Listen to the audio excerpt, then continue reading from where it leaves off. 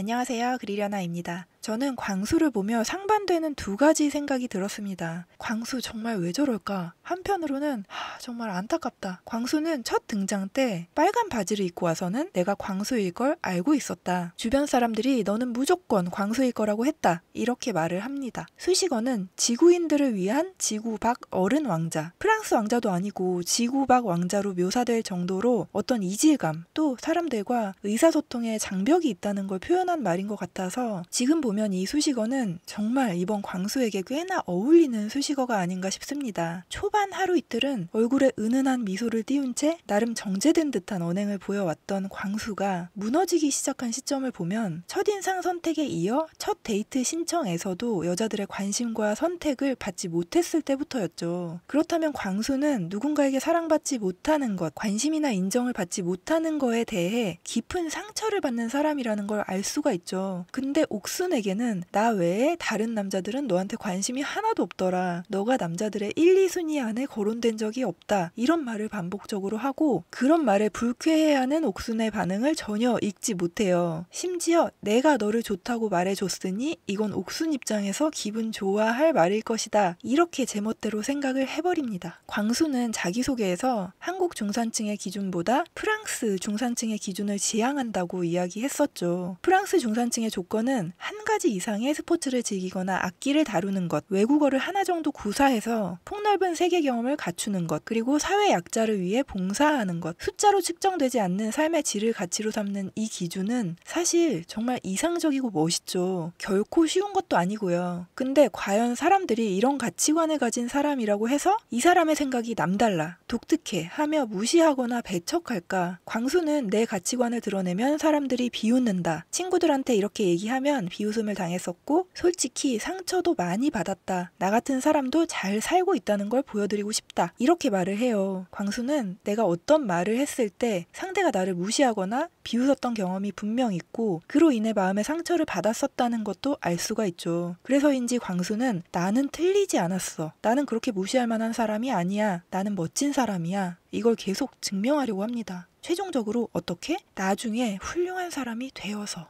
왜냐면 사회적으로 훌륭한 사람이 그런 얘기를 하면 그건 정말 멋있는 거니까 라고 광수는 말하고 있잖아요. 그럼 광수가 궁극적으로 꿈꾸는 모습은 본인의 말처럼 그저 프랑스 중산층의 모습일까요? 아니면 한국 사람 기준에서의 성공한 사람 모습일까요? 모나리자 미소의 법칙이라는 책에 행복의 공식이 나오거든요. 행복은 우리가 원하는 것 분의 우리가 가진 것, 소득이나 사회적 성취가 높아도 내가 욕구하는 것이 그것을 훨씬 넘어서면 행복도가 낮고 스스로 결핍을 느끼겠지만 객관적으로 소득이나 사회적 성취가 낮더라도 열망이 소박하거나 도달 가능한 범위라서 만족을 느끼는 사람은 훨씬 행복하고 여유를 느낀다는 겁니다. 광수가 말했던 것들을 조합해서 공식에 넣어보면 한국 기준의 사회적 성취를 거둔 사람, 왜냐하면 그런 사람이 독특한 가치관을 이야기했을 때 비로소 멋진 거라고 말을 했으니까요. 거기에다가 프랑스 중산층과 같이 지적인 삶의 태도나 교양을 갖춘 사람, 이게 지금 광수의 열망이라고 볼 수 있겠습니다. 광수의 객관적인 조건들을 봤을 때 고등학교를 2년 만에 졸업한 수재였고 포항공대라는 좋은 학교를 나와서 현재는 본인이 추구하는 가치관을 공유할 수 있는 프랑스 사람들과 그들의 언어로 함께 일을 하고 있고 트럼펫이라는 악기를 다루고 자전거라는 스포츠도 즐기고 있는 이미 본인이 말하는 프랑스 중산층의 삶을 살고 있는 사람이죠. 근데 광수는 자기소개에서부터 훌륭한 사람들이 많이 나왔지만 나는 일개 회사원이다 라고 소개를 합니다. 그리고 나의 가치관은 지금의 내가 말했을 땐 비웃음거리일 뿐이라고 생각을 해요. 현재의 나는 내가 가진 열망에 한참 못 미치는 거라고 볼 수 있겠죠. 만약 내 가치관에 따르며 잘 살아가고 있는 현재의 자신에 만족하고 확신을 가졌다면 내가 아닌 사회적으로 훌륭한 사람이 이런 가치관을 이야기해야 멋진 거란 말은 하지 않겠죠. 본인이 만들어낸 그 이상향이 결국 본인을 무가치하고 초라하게 만들고 있는 셈이에요. 기본적으로 그것이 광수의 자존감을 지속적으로 깎아내고 스스로를 힘들게 하는 것 같습니다. 또 사전 인터뷰에서 보통 부모님들이 학생 때는 인성보다도 공부 잘하면 최고라고 하지 않냐 이런 말도 했었죠. 어린 시절 부모님의 가치관에 순응하는 착한 아이, 그리고 공부를 잘했으니 칭찬도 많이 받았겠죠. 그런 성장 과정 속에서 내면의 가치보다 외부 기준에 의해 스스로를 평가하는 경향이 있을 가능성도 있겠죠. 근데 그건 단지 사회적 성취나 물질적인 것에 국한되지는 않는 것 같아요. 옥순과 대화를 하며 사랑에 대한 이야기가 나왔을 때도 광수는 나를 사랑해주는 사람을 만나고 싶다고 이야기를 하죠. 마치 우리 엄마 아빠처럼 내가 어떤 모습이든 어떤 나쁜 행동을 해도 내가 영원히 아들이듯이 그렇게 날 사랑해주는 사람. 나는 부부도 그런 관계라고 생각을 한다. 이것도 어디까지나 제 기준이긴 한데 저는 부부끼리 그런 관계는 쉽지 않다고 생각을 합니다. 부부간에도 당연히 애정과 사랑, 신뢰를 기반으로 하고 인생의 동반자로서 누구보다 소중한 관계인 건 맞죠. 하지만 무슨 짓을 해도 보듬을 수밖에 없는 맹목적이고 희생적인 사랑은 오직 부모 자식에게만 가능한 게 아닌가 저는 생각을 해요. 엄밀히 따지면 부부는 선택에 의해 맺어진 계약관계라고 볼 수 있지만 부모 자식 관계야말로 운명적인 관계니까요. 이걸 행복의 공식에 대입해보면 광수가 바라는 사랑은 부모 자식 관계에 버금갈 만큼의 무조건적인 사랑이죠. 그에 반해 지금의 현실은 이곳에서 내가 마음을 표현한 여성에게 차순위 선택을 받았단 말이에요. 그러면 광수는 정말 본인의 말대로 그저 데이트하는 자체로 행복을 느낄까? 그렇진 않겠죠. 마음속에 채워지지 않는 만큼의 결핍을 느낄 거예요. 선택을 못 받았다는 그 사실로 역시 나를 좋아하는 사람은 없다며 좌절을 하더니 여자들이 너를 좋게 보고 있다는 옥순의 말만 듣고도 상상만으로 기분이 좋다면서 한없이 들뜨는 모습을 보며 저는 광수의 커다란 마음의 결핍이 느껴졌습니다. 오죽했으면 옥순이 네가 오늘의 데이트 상대여서 좋았다 라고 인사 내지는 위로차 한 말에 감동을 받고는 그 말을 똑같이 다시 해달라고 하며 눈물을 흘리겠어요. 특히나 이 공간은 오롯이 나의 인간으로서 또는 남성으로서의 가치나 그에 따른 감정에 집중을 하는 곳이고 그 결과값이 하루하루 순위로 드러나 서열이 매겨지는 곳이기 때문에 광수에게는 매우 힘든 시간일 것 같기는 합니다. 그 숫자로 줄 세워지고 비교되는 사회가 싫어 도망쳤으면서 대체 왜 매일같이 본인의 가치가 서열화되는 이 프로그램에 나왔는지 저는 정말 의문이에요. 근데 광수가 자신을 힘들게 하는 건 그것뿐이 아니에요. 그런 본인의 진짜 감정을 숨기고 포장해요. 또 내가 초라한 사람이 아님을 자꾸 확인받고 싶어 합니다. 과거 공부를 잘해서 고등학교를 2년 만에 졸업하고 대학을 갔지만 내가 그리 특별한 사람이 아님을 깨닫고 1년간 크루즈배를 탔다고 하죠. 남들과는 다른 정해진 트랙을 따라가지 않는 그런 선택이 나는 좋았다. 물론 광수 인생에서 특별하고 좋은 경험이었을 겁니다. 근데 많은 말들이 내 노력은 헛되지 않았어. 내가 이룬 것들, 나의 존재는 가치가 있어. 이걸 증명하고 싶어 하는 것처럼 들리거든요. 학창시절엔 공부를 잘한다는 것이 자기 정체성의 중심이었겠지만 성인이 돼서 그 우월함이 사라졌다는 인식이 정체성에 혼란을 주고 나의 새로운 가치를 찾아야 한다는 압박을 느꼈던 것 같아요. 더 이상 공부로는 나를 증명하기 힘들었을 테니까. 한국에 돌아와서도 대기업 같은 데 취업하지 않고 창업을 했지만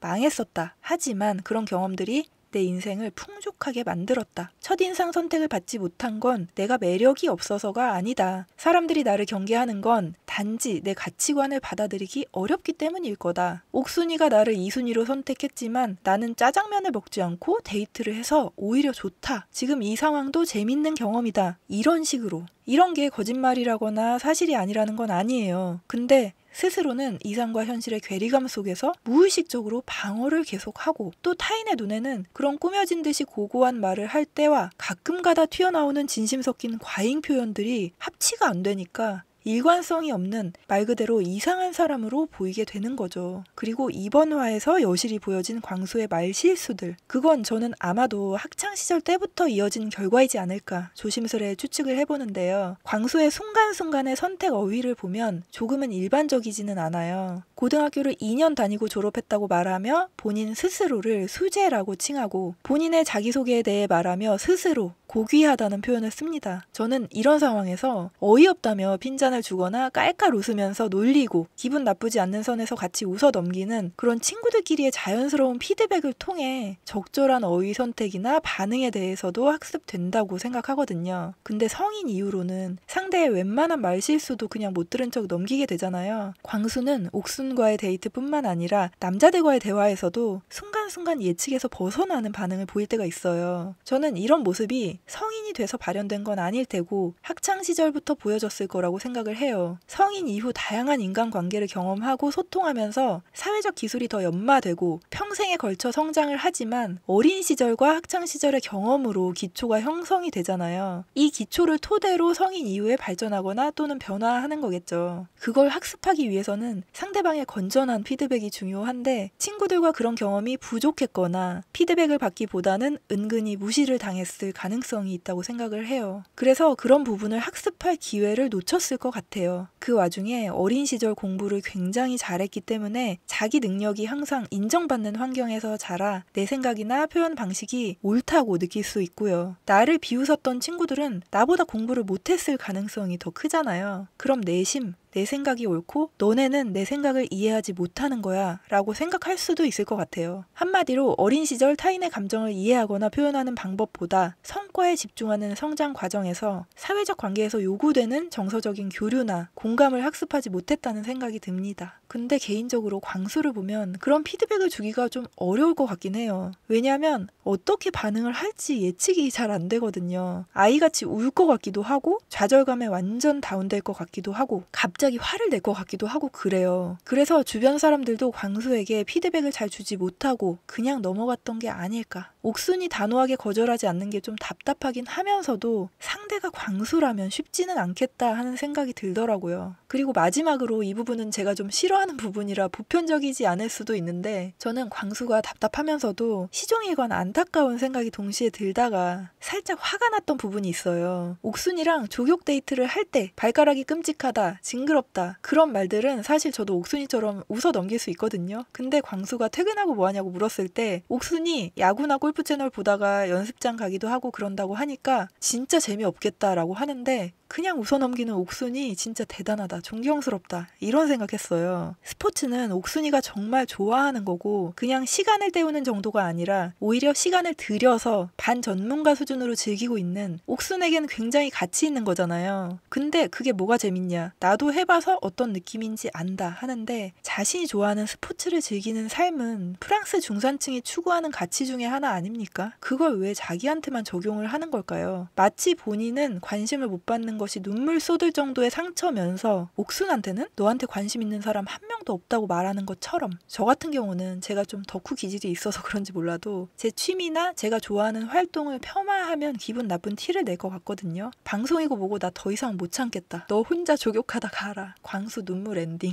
그래서 웃어 넘기는 옥순이가 진짜 대단하다 생각을 했습니다. 방송이라 이미지 관리하는 거라고 해도 저는 이 정도면은 인정입니다. 정리를 해보자면 광수가 마치 미지의 행성에 살고 있는 어른 왕자처럼 느껴지는 것은 이상과 현실의 괴리에서 오는 모순, 또 자기 중심성, 그리고 사회적인 학습의 부족이라고 저는 생각을 합니다. 다음 주부터는 옥순이 선을 긋기 시작하는 것 같던데 한편 걱정도 좀 되고요. 광수는 이 방송을 통해 본인의 진짜 모습을 마주하고 가치관을 재정립하고 스스로 치유할 수 있는 계기가 되었으면 좋겠습니다. 그럼 오늘도 끝까지 들어주셔서 감사합니다.